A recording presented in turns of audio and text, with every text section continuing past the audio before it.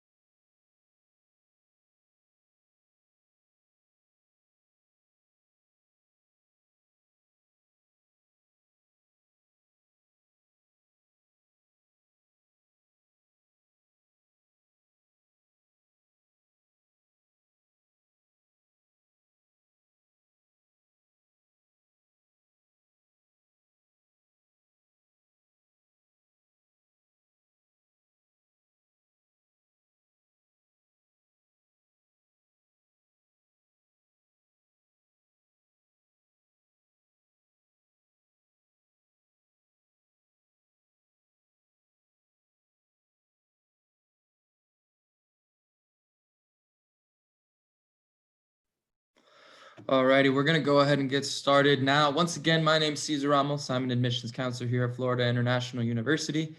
And you're probably asking yourself what an admissions counselor specifically does.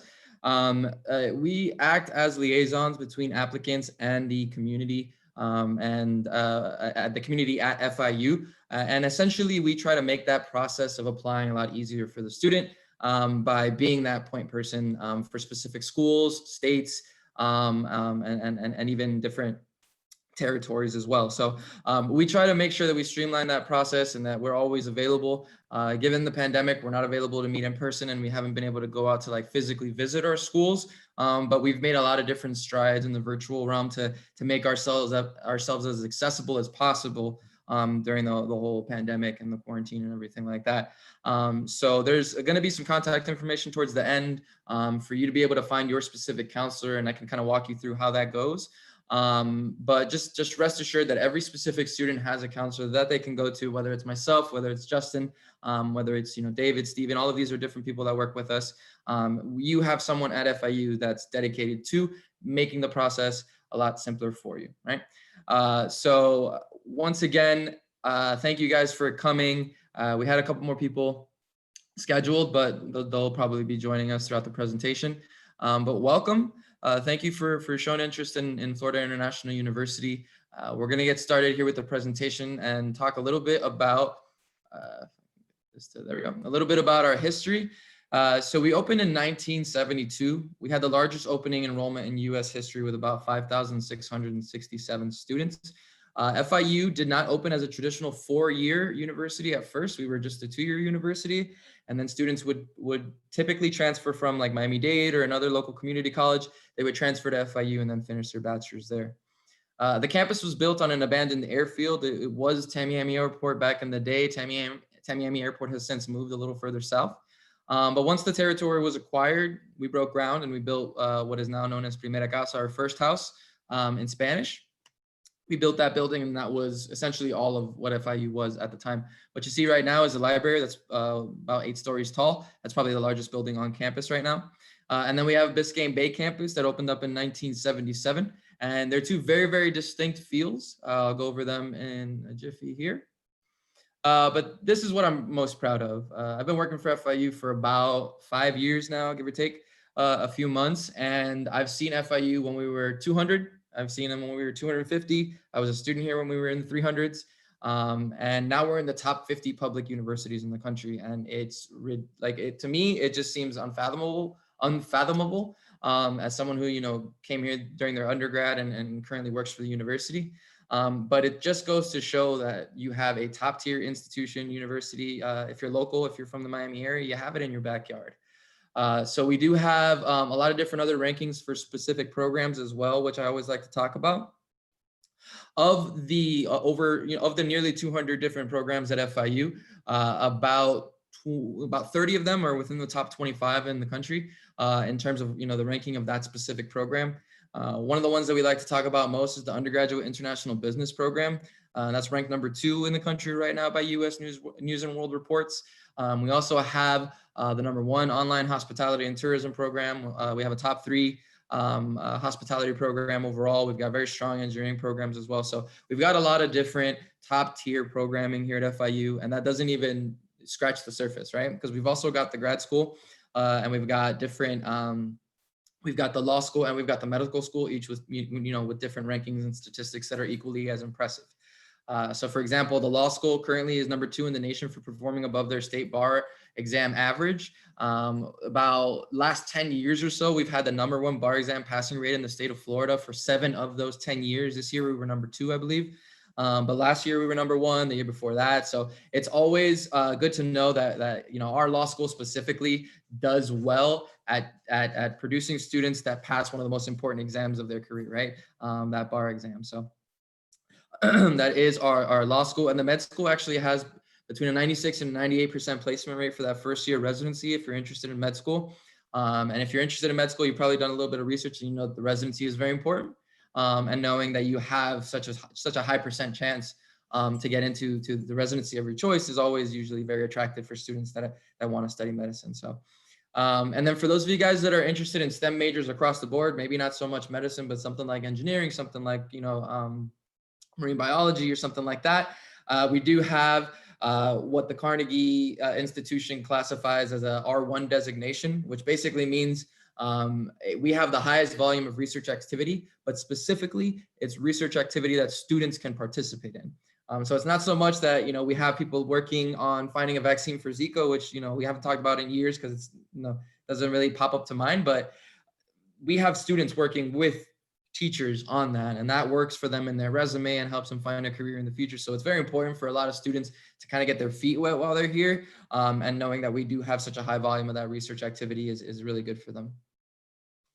And we're going on to the different campuses. Like I mentioned, we have the Modesto A. Medique campus, also known as the MMC to us. And that specifically is the larger of the two campuses. It's about 250 acres or so. And that campus is about 39,000 of the 50 plus thousand students that we have there on that campus. And then we have the Biscayne Bay campus right there on the bay, as you can see. It's got more of a like liberal arts kind of feel, liberal arts school feel. It's a little bit smaller campus size, but it's also a little bit more relaxed. The population size isn't as large, and you study different majors at different campuses for those last 2 years. Sorry. So if you're interested in like journalism, marine bio, if you're interested in hospitality and tourism, anything like that, you'll be finishing at the Biscayne Bay campus, and then the majority of the other majors are located at MMC. So realistically, you can do your first 2 years at either campus. It does not matter, but the last 2 years may be delegated to a specific campus.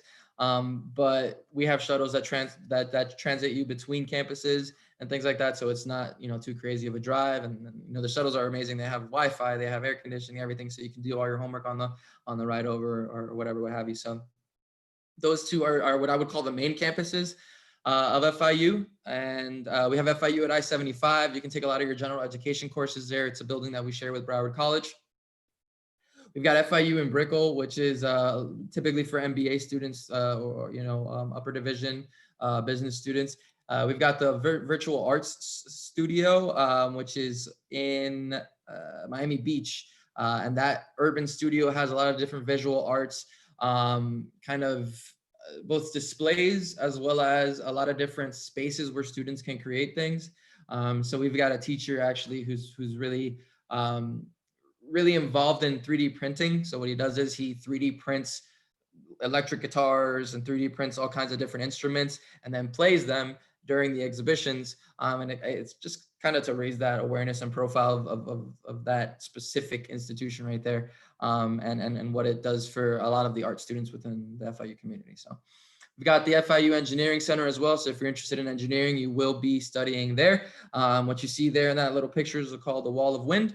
And that creates Category 5 hurricane force winds that we use to test building materials and building codes for hurricane preparedness. So it's always nice to know that we're doing that right in our backyard too. And we've got about 57,000 students total, like I was mentioning. We have 11 colleges and schools, and we'll touch upon those within the coming slides, and over 200 degree programs. And I like the fact that we always mention the number of degree programs because we're constantly adding new ones. If you had asked me 2 years ago, I would have told you, oh, we have over 150 programs. If you would have asked me last year, I would have told you 175. This year, it's over 200 programs.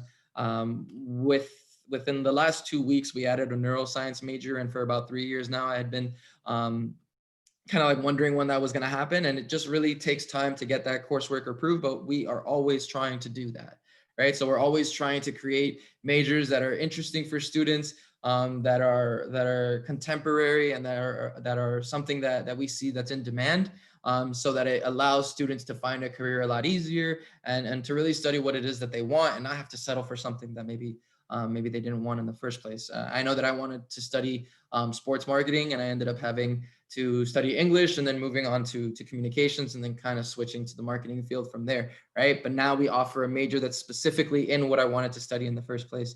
And then moving on, you can do a master's or something else. So always constantly adding different degrees for students that are interested in cutting edge majors and programs, right? And then these are a couple of the different schools, like I mentioned. Of these colleges, I would say that the College of Arts, Sciences, and Education is the largest. It probably has the most majors under its umbrella. You've got, English, you've got a lot of the chemistry and bio and all that stuff kind of under that umbrella, as well as the School of Education. So there are a lot of different majors under that branch. And then we've got the College of Business, which is more of a self-sufficient college. They really strictly study only the business majors. So you're talking about international business, entrepreneurship, real estate business, all of that stuff is located in that little business complex. And they've got about 3 or 4 buildings that make up the College of Business. We've got the College of Communication, Architecture, and the Arts. That's where I got my degree from. And they do a lot of different events for students to do networking. They are very, very good, as well as the College of Business. They are very, very good at finding students internships and making sure that they get real world experience, which is why I think that personally they do a lot. They do really well with finding students jobs once they graduate.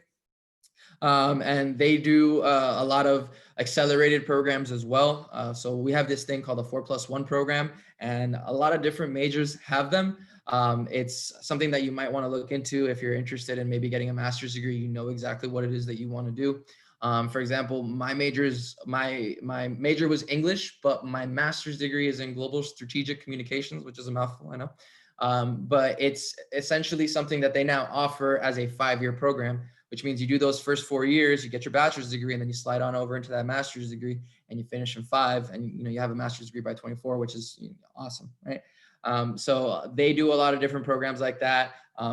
CASE does as well as some of the business programs, but it's really one of those kind of advanced programs. So you want to make sure that it's something that you're going to commit to, because it is something that's obviously very long term, right? And then we have the College of Engineering and Computer, which is housed at that engineering center, which we mentioned earlier. They do a lot as well in terms of internships, and they create a lot of different research opportunities for their students, if not abroad, then within the actual College of Engineering.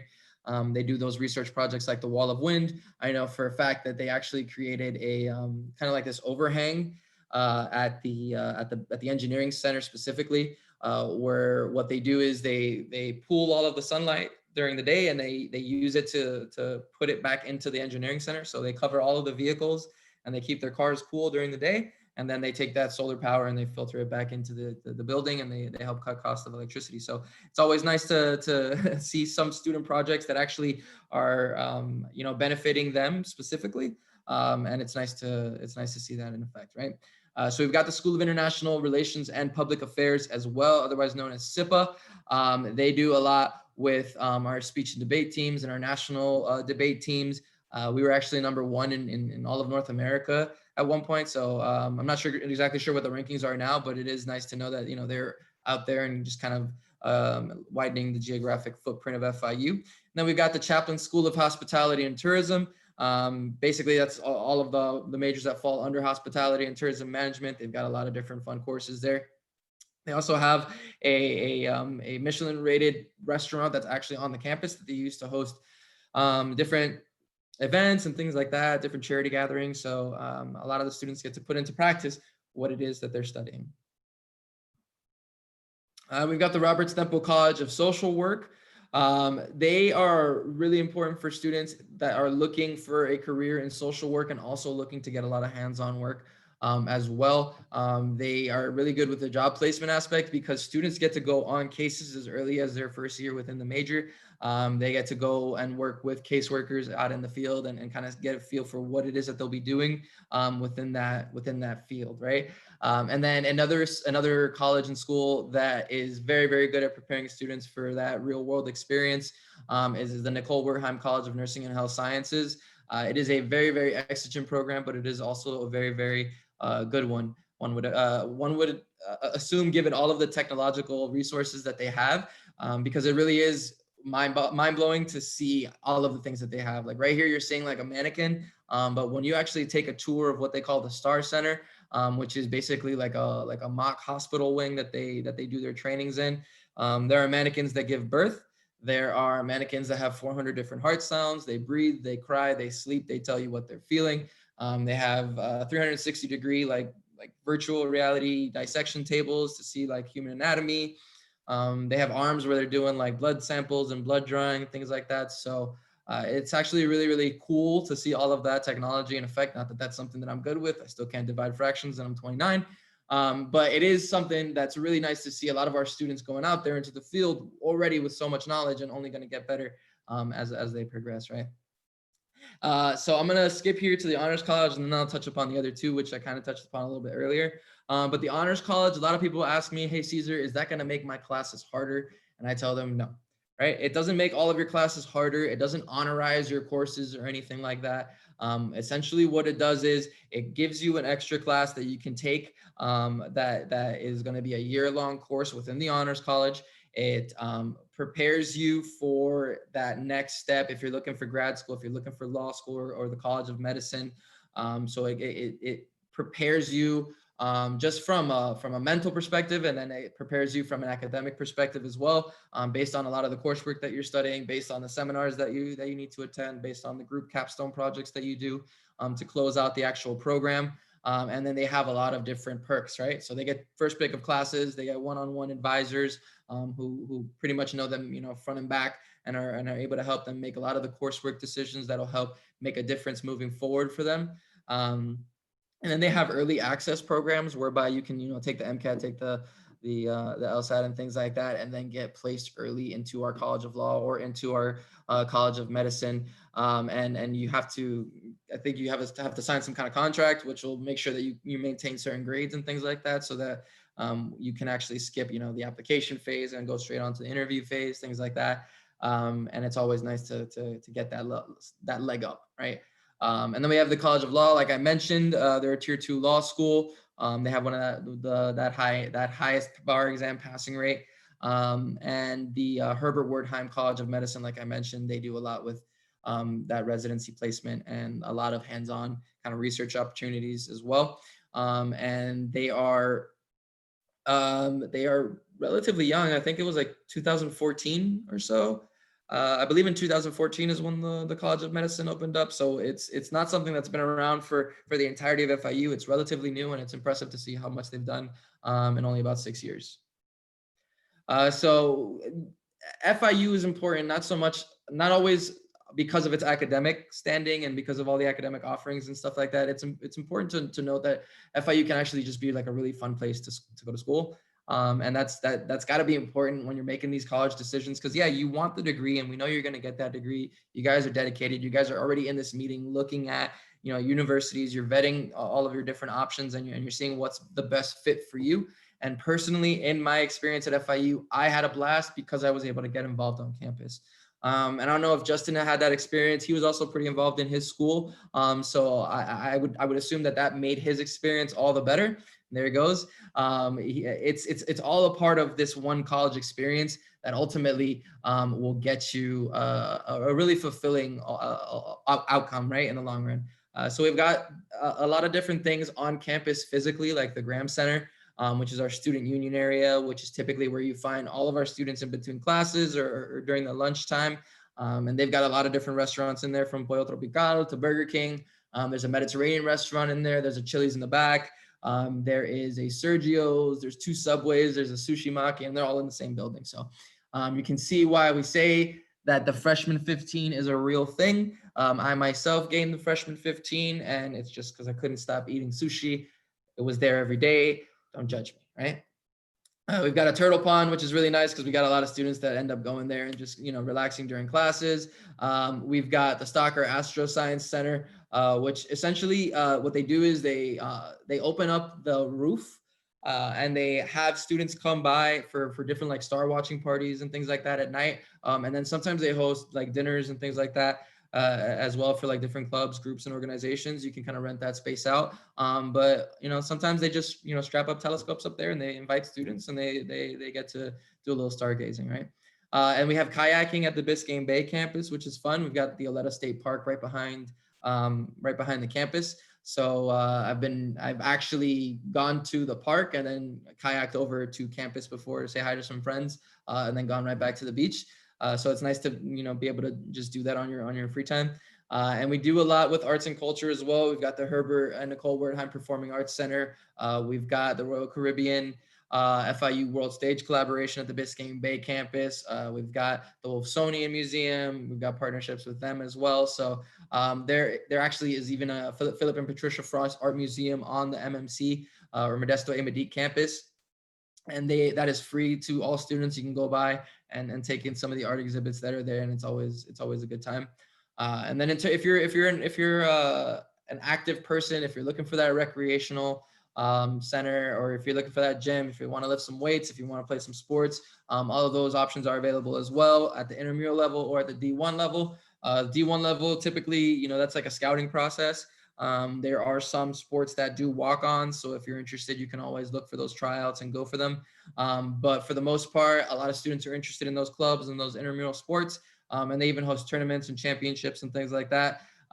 Which is fun because you get those bragging rights, you get trophies, you get T-shirts given to you by the rec center and things like that. So it's pretty fun. And then we have over 300 clubs and organizations. And when I tell students there's a club for everything, there is literally a club for everything. There is a club for MMA. There's a club for rugby. There's an anime club. There's a self-proclaimed nerd club, which I always loved because it's pretty much everything I enjoy, Star Wars and comic books and all that stuff. So there is literally a club for everything and for every interest at FIU. And the coolest part is if it's not something that you currently are interested in, there's always something that you can do from a, I don't know what's going on here. If it's not something that you can currently, that there's a current organization for on campus, what you can do is you can actually create your own club. And as long as you have about 5 people or so, they give you like a starting grant to go ahead and do that. Okay. How large is the weightlifting gym? It's pretty big. It's about 3 stories. So inside of it, we've got 6 indoor basketball courts. There is on the 3rd floor, there's a track. So you can like run around and do all that stuff. If you're like a cardio person, which I'm not, cardio is the worst to me. But if you're a lifter like myself, there are like 7 or 8 like power racks in there that you can share, and it's like 2 on each side. So I guess 16. And they have full weight racks and everything, all kinds of lifting machines on the 1st floor. And they do classes, so they do yoga and they do martial arts classes that students can sign up for. Some are free, some you have to pay for, but in the long run, it's just to get in there and get some exercise. There is a law club. There's actually specific fraternities. So one thing I didn't mention was we do have Greek organizations on campus. We've got fraternities and we've got sororities. I myself was a part of a fraternity on campus, and I love the experience. It's not for everyone, right? But it is something that, if you keep an open mind, you might enjoy it. But there is a club for those interested in law. And like I said, there are specific fraternities that are essentially functioning as honor societies. And they are for specific majors. So there's one for pre-dental, there's one for pre-med, there's one for pre-law and things like that. So there's a pre-business, things like that. So there's always those organizations as well. The percentage of students that graduate debt-free is pretty high. I don't know the exact number, but I do know that we are one of the highest in the state at graduating students without debt. I would say probably above 60, above 70% for sure. Are there majors or clubs for students interested in pursuing a career in film or TV? Yes, there are. We actually have a film studies program. It depends on kind of what aspect you want to get involved in. But we don't actually have any coursework or anything like that for like film, like directing and things like that. Average class size, our student to teacher ratio is about 25-1. Now it's 27-1 for average class size. And if I'm being 100% transparent, that can truly range. We do have a pre-med program. That can truly range in terms of the class size, because you have to remember that those first 2 years you're doing your undergraduate core curriculum, which everyone has to do. And there are a lot of classes that you will be taking in common, right? So typically once you get into your major, class sizes are smaller, no more than about 30 students. But when you're taking, the math classes and the science classes and the English classes, sometimes those can be a little larger. I know for a fact I had about 100 people in my math class. I had about 115 in my human bio lecture class. So there will be some larger format classes. But again, keep in mind that does change. And obviously, once you get into the meat of what it is that you're studying, you'll have a lot smaller class sizes. Do we have ACE credits? Yes, we do accept ACE credits. We have an entire table where it kind of shows you like what scores you get for how much credit you get for each score. We accept IB, AP, ACE, all of that jazz. Yeah, there we go. Justin just dropped a little quick search piece, a little road piece that we use to kind of give a lot of different facts and information about FIU, a lot of different links, and it's interactive. There's like a lot of links that you can click there to like visit or find more information. So we have programs for high school students such as pre-college workshops, summer sessions. Typically we do a lot of like different like tours during the summer for students as an admissions office. In terms of high school students, there are some programs that offer that kind of outreach to high schools, but it's not anything that we do through the admissions office. So let's keep it going on to housing. If you guys are local, then this probably isn't something that you're interested in. But for those of you guys that are coming from the out of state area, or from different areas, you want to know that this is kind of what you're looking at, right? This kind of housing quad. There's 7 halls. There's 1 private student facility at the BBC campus, and what's inside of it, right? Because you will be living there. This can be your home. You can choose to live off campus, but typically I personally enjoyed my first year on campus because you get to get your feet wet and you get to explore kind of all of the opportunities that are on campus. But just so you guys have an idea of what is included in that little housing package, all of your utilities, all your air conditioning, Wi-Fi, cable TV, all of the furniture's in there for you already. You don't have to go looking. There is lounges for studying, socializing, laundry rooms on every floor. All of that is kind of included in that housing area. And they do have specific tutoring centers that are only for housing students. So as a whole, we offer tutoring through the library, but housing students can take advantage of a secondary tutoring resource through the housing living and learning community is what they're called. Are there single dorms for upperclassmen? In terms of like single self-contained rooms, usually not. There are single bedrooms within a suite. So all of this is suite style housing. In other words, it's basically like an apartment, and everyone can have their own room, or some people can share one. It really depends on what it is that you're looking for in terms of a rooming arrangement, but you can have a single room with your bed and with your TV and all that stuff if that's something that you'd like. Yeah. Okay. Close this, and this is the admissions portion of the presentation. So we'll talk a little bit about kind of the deadlines, what we're looking for, and how things should be turned in or submitted.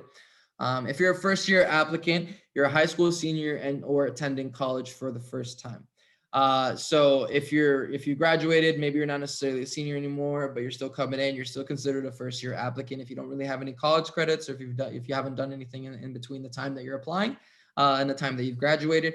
The online application is very simple. It's really just like mostly contact information, a couple of different personal information questions, some parent information, things like that. It takes about 20 to 30 minutes. So nothing too crazy there. And it is a $30 application fee. However, there are fee waivers that we do accept from NACAC, from the College Board. So those SAT and ACT fee waivers. And if you're on free or reduced lunch, you can also get the fee waived as well. And you have to submit your high school transcripts and or any college dual enrollment transcripts. This just makes sure that we have all of the transcripts and all of the credits that we can apply to you once you're admitted to the university. Some high schools, specifically private schools, they'll put the SAT scores on the actual transcript. That's not something that always gets seen, during the processing. And sometimes, students will be like, oh, well, where's this credit? You need to turn in that dual enrollment transcript for credit. So we want to make sure that you're aware of that, and also submit all test scores directly from the testing agency. I can't stress this enough. Sometimes I get students that'll just email me their test scores or email me their transcripts, and I wish I could take it. But just for verification purposes, we always request that they come through the testing agency. It just makes the process a lot easier. And we know kind of how to go about looking for those scores when they do come in to us, right? So you know that they've been submitted, you know that processing have seen them, and sorry, my dog is giving me a hard time. It's okay, relax. You'll know that we have them and you can kind of trace them, right? So here's a quick little timeline of what you can expect in terms of how has the admission process changed due to the virus, GPA test scores. That's a good question. So I'll actually be touching upon that, I think in the next slide, but if not, I'll get back to you. Give me one sec. So we have our applications already open for this upcoming application cycle. We want everybody to know that one of the things that we've actually done is move our scholarship consideration deadline from November 1st to January 15th. to give students ample time to be able to get in a testing center and test, right? Because that's ultimately what one of the requirements is for us is still going to be requiring that SAT score, ACT score. So we will be releasing decisions probably, I think they've already actually started.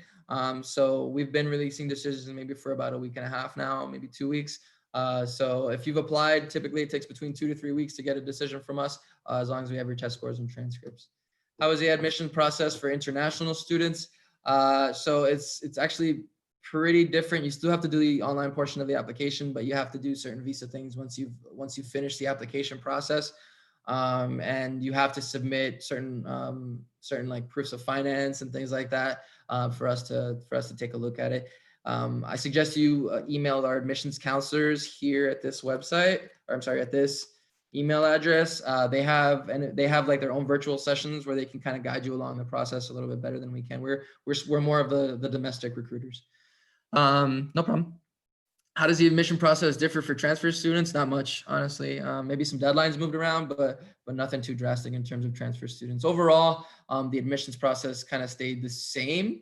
It was just mostly deadlines that were moved around.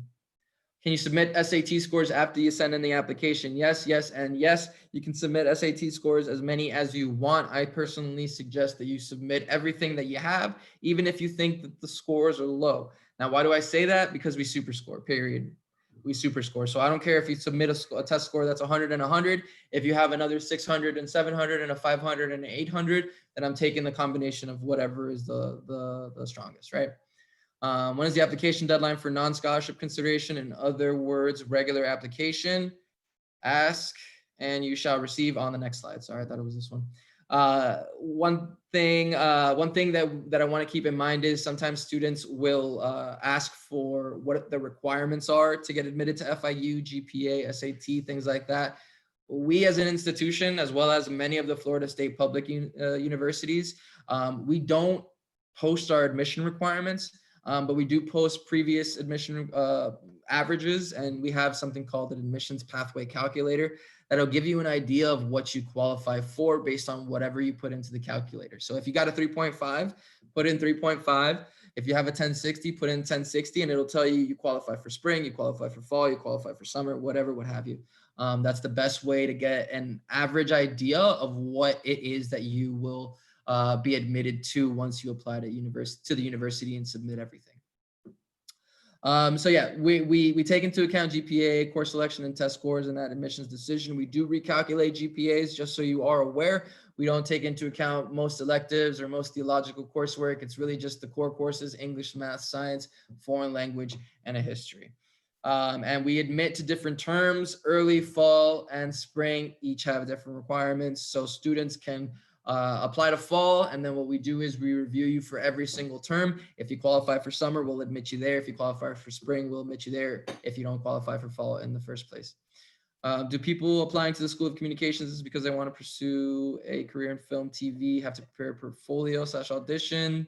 For that, no. There are some other programs that you do have to prepare portfolios for, but I don't believe that there's one for communications. That's more of like a film studies thing. High school, yep, there you go, how to apply. And then this is for transfer students. So if you're applying and you have either an AA, you've completed 12 or more college credits while in college post-high school graduation, so this does not necessarily apply to those freshman students that are still in high school with an AA or whatever, what have you. Same application process, it's pretty much the same information, $30 application fee, and you need to submit all official transcripts from all previous institutions that you've attended. Now, if you've got a transcript from a school that you can't necessarily access the transcript to, that is going to hold up your application. Typically, that happens when you are in bad financial standing with the previous institution, and that will hold up your application here. So you want to make sure you submit every single transcript from every institution. And then this is the deadlines that we were talking about a little earlier, right? So spring 2021, you've got, up until December 1st. Early fall, so early fall is what we call summer. And that's summer B. You've got until March 1st, fall 2021, April 1st, and then spring 2022, December 1st of the coming year. So a lot of different possibilities for you guys to apply to. That spring 2021 is for transfer students. So for those of you guys that are thinking, oh, I'll be able to start in January, no, you still have to start spring 2022. But this is an idea of kind of when we'll be closing. Now we run off rolling admissions, so these might even fill up faster than the given deadlines. But you can still apply to each semester based off of these dates. Can we schedule one-on-one meetings with admissions counselors? Yes, you can. We all have office hours right now, so we've all got different Zoom hours and things like that. So if you want to go ahead and reach out to us, please feel free to do so. We are each scheduled for about an hour block, I think 2-hour blocks, and you can schedule a visit with one of us and just have any specific questions you want answered. And then we always like to talk about the cost because we are some of the cheapest tuition in the nation. And like I said, we don't really cost a lot when you look at it by comparison with other schools per credit, right? So one of the things that you want to take a look at is how much you're paying per credit at each school that you're gonna apply to, because obviously financial considerations are something that you want to always have in the forefront of your mind, because it is a bachelor's degree, and it is something that could be setting you up for future schooling, and you don't always want to be $100,000 in debt for a bachelor's degree when you got to go to med school. You know what I mean? And that's going to be $120,000 extra. So you always want to do that cost benefit analysis. But for tuition at FIU, that Florida in-state rate is about $205 a credit.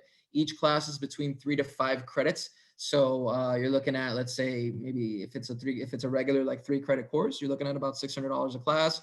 Roughly, it's about $3,000 a semester. About $7,000 a year just in tuition, not including books.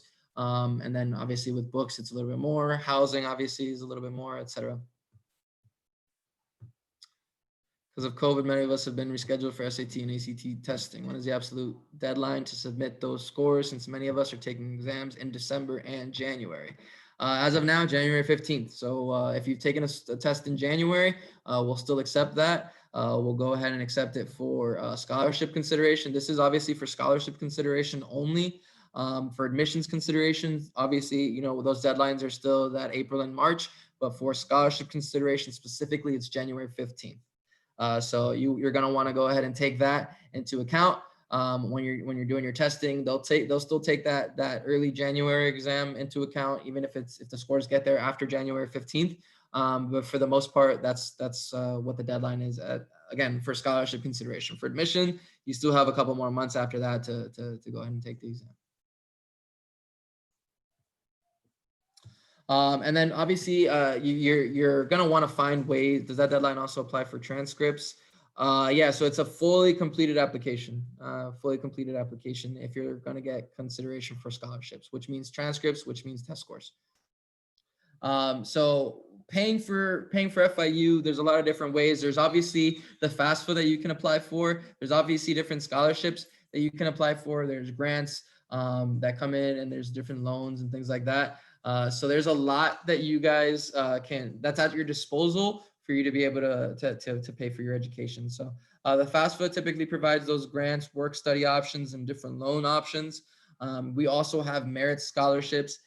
You can find a lot of different scholarship applications at this website right here. And then this website is where you can find a lot of the different requirements for the merit-based scholarships. We have a 100% one, we have a 75% one, and there's a lot of different information that they have there, on how to apply and how to qualify and everything else. It is a separate application process, so keep that in mind. And then one of the things that we have done as a safety measure, just to kind of help us get peace of mind for students that are going to be physically on the campus, if they so choose, we've created something called the P3 app. Panthers Protecting Panthers is what it stands for. And it's a COVID screening thing. There's like 19 symptoms that they screen for, and they make sure that, students who are trying to come to campus, will answer this survey in the hopes of kind of making sure that they don't come to campus and pose a risk to other students. All students are socially distancing on campus currently. and we are requiring masks to be worn at all times. So it's just an idea of kind of some of the safety precautions that we're taking given the pandemic, given COVID, and given everything. We don't want it to affect our students at all, more than it already has. So this is one of the precautions that we've taken along with many others, right? And then we've converted a lot of our different programming to virtual format as well. So we've got a lot of different like sessions, reunions, gatherings, facilitated through Zoom and through other platforms like that. But it's really just campus life being converted to a virtual format, right? So we're trying to make sure that you can get a little bit more out of your college experience, even if it's behind a laptop right now or behind a desktop or whatever, what have you. We're trying to make sure that we can still stay connected as a university community and not necessarily be restricted to just, going back and forth between Zoom classes and quarantine, right? So we have provided a lot of this programming for students. We're doing, as an admissions office, we just finished up a round of virtual sessions and information sessions and meetings with counselors and things like that. We just finished up our fall showcase, but we're doing a lot of different programming, a lot of different virtual information sessions like this one. There's a financial aid session. There's a help with, choosing a major session, different things like that. All of those you can sign up for the same way you signed up for this actually. And it's just a way for you to get a little bit more of a taste of what FIU can truly offer you. And it's a lot, right?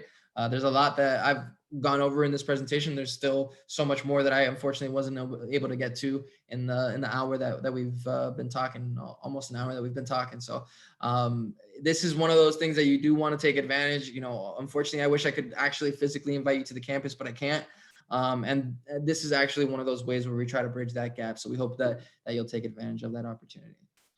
And like I said, these are some of the visits. There's student panels, financial aid Fridays, career development, all that stuff.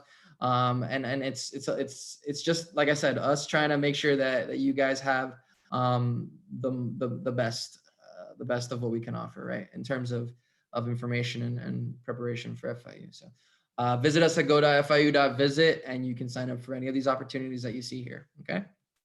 And like I said, we are a part of a larger one-stop. So registrar's office, financial aid, everybody else falls under that same umbrella. And they have their own office hours. You can contact them for separate things. I would come to us directly for admission, but if you're looking for like a counselor, if you're looking for anything specific, try to go to your counselor first, just because, we might be able to answer the question like that. The One Stop has a lot of different hats that they wear. So if they're looking at, if you're looking for like a financial aid question or something like that, then maybe that's the question for them. But for admission stuff, just try to come straight to us, to your counselors, and we'll help you out. Okay. They're going to send you to us anyway, so might as well just come to us first, right? And here is the Office of Admissions. Contact information. It's the same number as the One Stop. So via telephone, you're still going to reach us through the same channels. But the most important link there is that go.fiu.edu/find my counselor. You'll be able to find the counselor that's specific to you, find their contact information. You'll be able to schedule a meeting with them. And then obviously our email address right there, admiss@fiu.edu. Got a lot of different IG profiles for you to link up with us on, and just follow us and be kept up to date with a lot of our deadlines or any changes. Questions regarding deciding a major, which is the best counselor at FIU that I can reach out to or make an appointment. So there's actually a session about deciding on a major that I would really suggest. That's probably the best resource that you can use. I forget the presenter's name, but she kind of goes through a lot of different options and kind of helps you figure out what's best for you in terms of what your skill sets and strengths are. So through that visit link, just sign up for that session and that'll help you out a lot. All right, so that's pretty much all I got in terms of a presentation. I'd like to open the floor for anyone who'd like to ask any questions that we've maybe not touched upon already. I can go ahead and answer any specific questions that you guys have now. But if not, if you don't have any questions, if you're tired of hearing me talk or anything like that, feel free to drop us a line. Make sure you connect with us. But also, thank you for coming and have a great day. If you have any questions, go ahead and throw them in the chat for me.